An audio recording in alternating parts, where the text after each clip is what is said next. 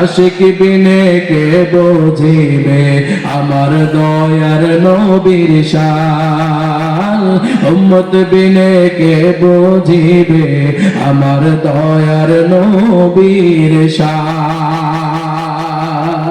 নারায়ে তাকবীর হযরত জাবির বিন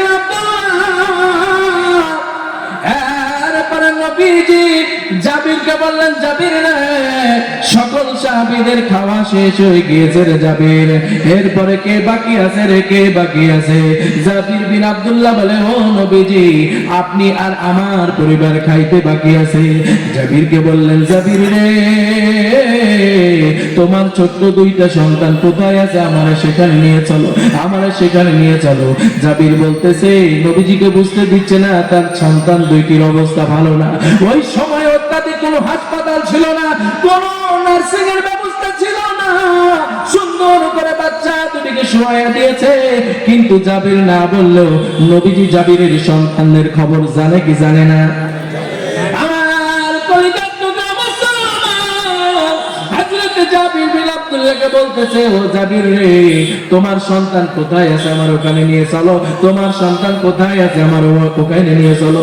জাবির বিন আব্দুল্লাহ দেরি করলেন না, নবীর নির্দেশনা অমান্য করলে জাহান্নামে যাওয়া লাগবে, এজন্যই তাড়াতাড়ি ঘরের মধ্যে নিয়ে চলে গেলেন। ঘরের মধ্যে নিয়ে যাওয়ার পর জাবির টুকরায় টুকরায় কাঁদে, তার প্রাণের স্ত্রী টুকরায় টুকরায় কাঁদে, হাওমা করে কাঁদতে কাঁদতে চোখের পানিগুলি টস টস করে মণিকোটা দিয়ে পড়ে জমিন পর্যন্ত স্পর্শ করেছে। এমন একটা কঠিন শোকের মাতম তৈরি হয়ে গিয়েছে, কঠিন একটা মুহূর্ত তৈরি হয়ে গিয়েছে। জাবিরকে নবীজি বলতেছে, জাবির রে, চিন্তার কোনো কারণ নাই, তাড়াতাড়ি ওখান থেকে রুমালটা সরাইয়া দাও, চাদরটা সরাইয়া দাও। চাদরটা সরাইয়া দাও বলো, দেখি ছোট্ট সন্তানের গলা দিয়ে টক বক করে রক্ত জমিনকে স্পর্শ করছে। বড় ছেলেটি হাড়গুলি ভেঙে ভেঙে বেহুশ হয়ে পড়ে আছে। আমার নবীজি সঙ্গে সঙ্গে তাদের কাছে গিয়ে বিসমিল্লাহির রহমানির রহিম বলে আল্লাহু আকবারের ধ্বনি দিয়া মুখের লালা মোবারক নিয়ে কাটা জায়গায় যেই না লাগাইতে দেরি, সঙ্গে সঙ্গে সন্তানের গলার কাটা জায়গাটা ঠিক হতে দেরি হয় না। ছোট্ট ছেলেটি সুস্থ হওয়ার সঙ্গে সঙ্গে তাকে দেখে নবীজি তার সামনে দাঁড়ায় আছে, সঙ্গে সঙ্গে সালাম দিয়া লাব্বাইক ওয়া সাদাইক ইয়া রাসূলুল্লাহ বলে তাকে বরণ করে নিয়েছে। আল্লাহু আকবার। এরপরে বড় ছেলেটির যেই হাড়গুলি ভেঙে গিয়েছে, ওই জায়গাগুলি নবীর মুখের লালা মোবারক নিয়ে ওই হাড় ভাঙা জায়গায় লাগাইতে দেরি, সঙ্গে সঙ্গে হাড় জোড়া হতে দেরি হয় নাই। এইভাবে যত জায়গায় ভাঙা ছিল তত জায়গায় লাগাইয়া বড় ছেলেটাও সুস্থ হয়ে গিয়েছে।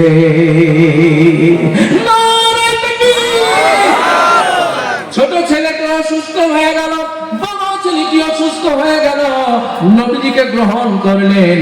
এবার যে জাবিরের চোখে পানি, যে জাবিরের স্ত্রীর চোখে পানি, সঙ্গে সঙ্গে পানি ছুটে গেল, পানি মুছে নিল। যে জাবির এবং স্ত্রী শোকাহত ছিল এবং স্ত্রী এবং জাবিরের মধ্যে শোকের মাতম দূর হইয়া আনন্দের উৎস তৈরি হয়ে গেল। আল্লাহ! এই আনন্দের উৎসব তৈরি ব্যবস্থা করে দিলেন কে? যারা বলেন কে?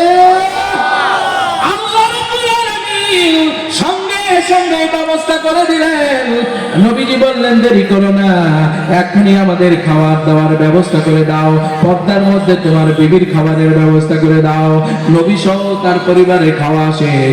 এবার জাবিরকে নবীজি বলতেছে, ও জাবির রে, ও জাবির, দেরি করো না, দেরি করো না, এবার তুমি পাতিলের কাছে যাও। পাতিলের কাছে গিয়ে দেখো পাতিলের মধ্যে খাবার কতটুকু আছে আর কতটুকু শেষ হয়েছে। সুবহানাল্লাহ বলবেন না? আগে কিন্তু নবীজি বললেন যে পাতিলের মধ্যে কতটুকু খাবার আছে এটা দেখা যাবে না, আর এখন জাবিরকে নির্দেশ দিলেন, জাবির, পাতিলের মধ্যে কতটুকু খাবার আছে দেখে আসো। সুবহানাল্লাহ বলেন। পাতিল খুলে দস্তরখানা ওপেন করে দেখে পাতিলের মধ্যে যতগুলি খাবার ছিল সব খাবারগুলি পাতিলের মধ্যে ধরা আছে। খাবার কিন্তু চুল পরিমাণ কমে নাই। আল্লাহু আকবার। জাবিরকে তখন নবীজি বলছে, জাবির রে, তুমি না আমাকে বলে এসেছিলেন ও নবীজি কয়েকজন সাহাবীকে নিয়ে যাবে, এতগুলি সাহাবীকে নিয়ে এসেছি, তোমার মন খারাপ।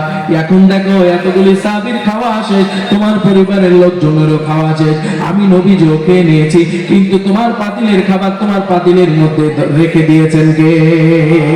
আরো জোরে বলেন কে? তাহলে সব জায়গায় ভরসা করতে হবে কাকে? আরো জোরে বলেন কাকে? যদি সব জায়গায় ভরসা করতে পারে, আল্লাহর নবী বললেন, লা আইয়ুহান নাসু কুলু লা ইলাহা ইল্লাল্লাহু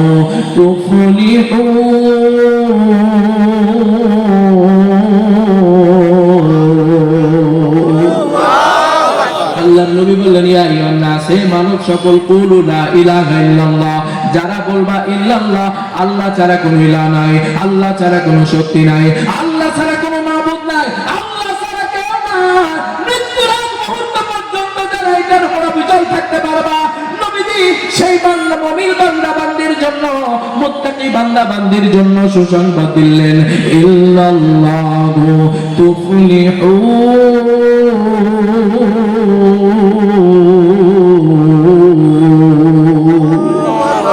মুমিন বান্দা বান্দি যেখানেই যাবে, সব জায়গায় আল্লাহ রাব্বুল আলামিন সবার জন্য সফলতার দ্বার উন্মুক্ত করে দিবে।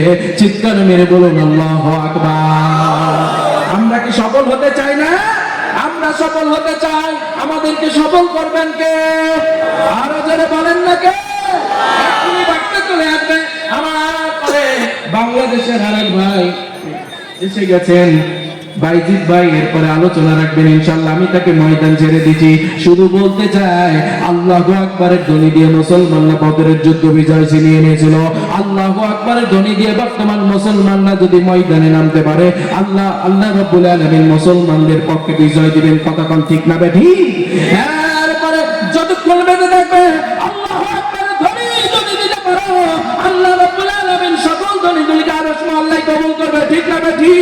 একটু বলেন আল্লাহু আকবার, বলো আল্লাহু আকবার, আল্লাহু আকবার, বলো আল্লাহু আকবার। শোনা আল্লাহ নামে গান গায়, এসো না মন প্রাণ জোড়ায়, এসো না মন প্রাণ জোড়ায়। আল্লাহু আকবার, বলো আল্লাহু আকবার, আল্লাহু আকবার, বলো আল্লাহু আকবার। ও মধুর নামটি নিলে হৃদয় হাসে, ও মধুর নামে সুখ নেমে আসে, ও নামের তুলনা মিলে না, মিলে না, ও নামের তুলনা হবে না, হবে না, তুলনা নাই, নাই, নাই। আল্লাহু আকবার, বলো আল্লাহু আকবার, আল্লাহু আকবার, বলো আল্লাহু আকবার। নারে তাকবীর। আমি আর কথা না বাড়িয়ে আপনাদের জন্য দোয়া করে আপনাদের কাছে দোয়া আছে। নবীর আদর্শ নিয়ে নবীজির প্রতি আনুগত্য এবং ভালোবাসা প্রকাশ করলে যে গুনাহ মাফ হয়ে যায়, জান্নাতে যাওয়া যায় এবং আল্লাহ তাআলা সবকিছুতে বরকত দেয়, এই বিষয়টিকে আমি ফুটানোর চেষ্টা করেছি। আশা করি আপনারা বুঝেছেন ইনশাআল্লাহ। আলোচনার মাঝে ভুল ত্রুটি হলে ক্ষমা করবেন, ছোট্ট মানুষ, আর ভালো লাগলে অন্তর খুলে দোয়া করবেন। পারবেন তো ইনশাআল্লাহ? আল্লাহ তাআলা আমাদের সকলকেই কবুল করুন। যদি বেঁচে থাকে দেখা হবে এই ময়দানে, আর যদি মরে যায় দেখা হবে হাশরের ময়দানে। সেই পর্যন্ত সবাই ভালো থাকবেন, সুস্থ থাকবেন। আল্লাহ পাক আপনাদের সকলকে সুস্বাস্থ্য ও দীর্ঘায়ু আপনাদের জন্য কামনা করে আমি আপনাদের মাঝ থেকে বিদায় নিচ্ছি। আসসালামু আলাইকুম ওয়া রাহমাতুল্লাহি তাআলা ওয়া বারাকাতুহু।